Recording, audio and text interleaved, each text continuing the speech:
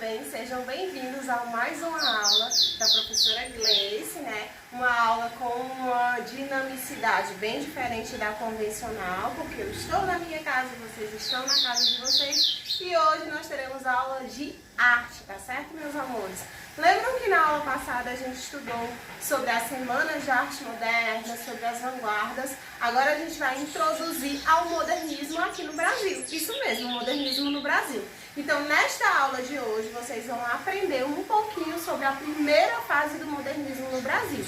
E para isso, a gente vai aprender um pouquinho do contexto histórico, das características e também dos principais representantes. Então, vem comigo, vamos entender. O modernismo no Brasil, ele vai ser dividido em 3 fases. Hoje, vocês vão aprender a primeira fase, tá certo? Então, essas 3 fases, elas vão ter características bem diferentes. E a gente vai entender um pouquinho de cada uma, tá certo? Então vamos para a primeira fase. A primeira fase, ela foi chamada fase da destruição, em consequência das características que ela terá. E como vocês sabem, ela foi antecedida pela Semana de Arte Moderna, que apesar de ter sido apenas 3 dias, teve uma repercussão muito grande dentro da nossa literatura. Então, vamos falar um pouquinho sobre o modernismo no Brasil. O que foi essa primeira fase, tá certo?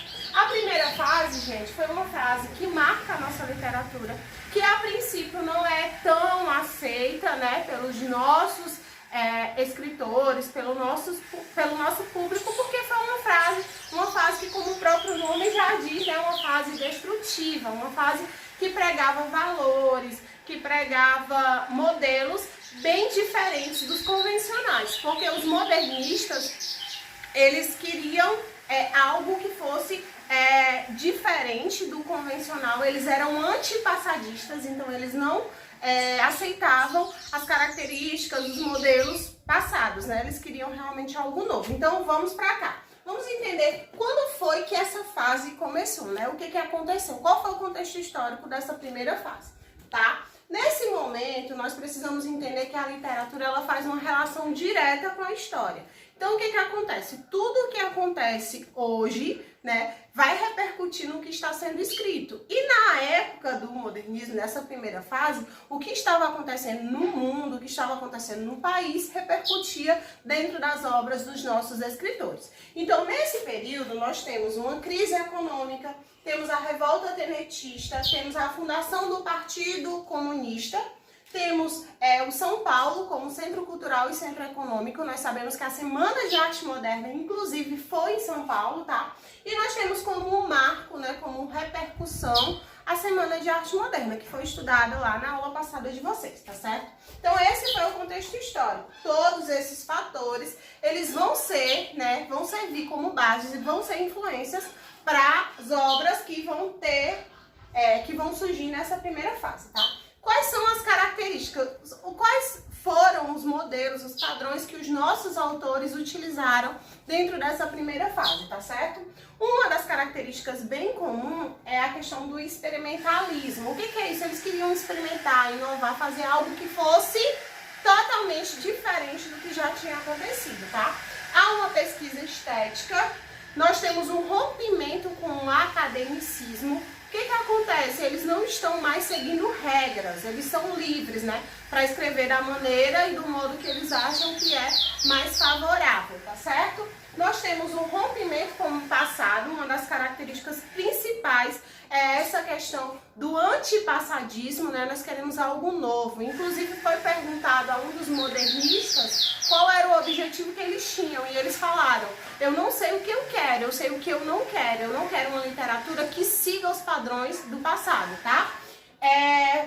É uma busca pelo original, por mais que esse original fosse algo polêmico, algo que não fosse tão aceito pela sociedade, tá? Uma língua genuinamente brasileira, algo que fosse realmente do nosso, nacionalista nosso, né?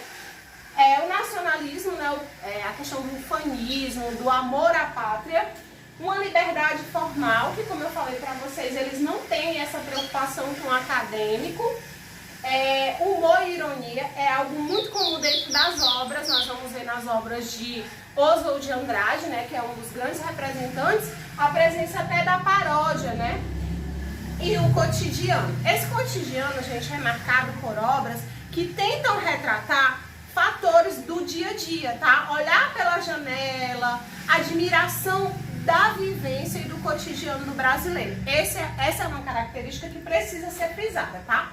Então, já entenderam que essas características foram presentes, né, dentro da primeira fase, e nós vamos para os principais representantes. Quem foram os nomes que marcam essa primeira fase, tá? Nós tivemos vários autores, mas os que vão se destacar nessa primeira fase serão 12. Apesar deles terem o mesmo sobrenome, né, os Andrades, eles não são parentes, tá? Nós vamos ter o Oswald de Andrade, que foi considerado um dos precursores, né, meio rebelde, meio desaforado no aspecto de querer causar. Oswald, ele teve grande repercussão nessa primeira fase do modernismo no Brasil. E outro cara que também teve grande repercussão foi o Mário de Andrade, o autor de Macunaíma, tá? O Mário, ele foi bastante conhecido por ser um autor intelectual, um cara muito centrado, bem diferente do Oswald, tá? Então esses dois são os principais representantes, tá certo? Nós vamos fazer uma recapitulação, uma revisãozinha, né? Eu não vou me estender na aula, porque em outras aulas a gente vai estudar um pouquinho mais, mas recapitulando o que a gente aprendeu hoje, tá? Modernismo no Brasil divide-se em 3 fases. Essa primeira fase, ela vai acontecer do ano de 1922, que é da Semana de Arte Moderna, até o ano de 1930. E ela vai ser considerada a fase da destruição, por causa das características que vão ser trabalhadas pelos autores, tá? Nós temos como influências a crise econômica, a questão de algumas revoltas e também São Paulo como centro cultural e econômico, que foi o marco, né? E foi onde foi estabelecida a Semana de Arte Moderna, tá certo? Temos características peculiares, vamos destacar a questão do experimentalismo, que é o que eles têm, né? Bem comum dentro das obras, o retrato do cotidiano e a não formalidade dentro da escrita, tá? Os principais representantes, Oswald de Andrade e Mário de Andrade. Eu espero que vocês tenham entendido, tá, pessoal? Foi um prazer estar com vocês e até a próxima aula.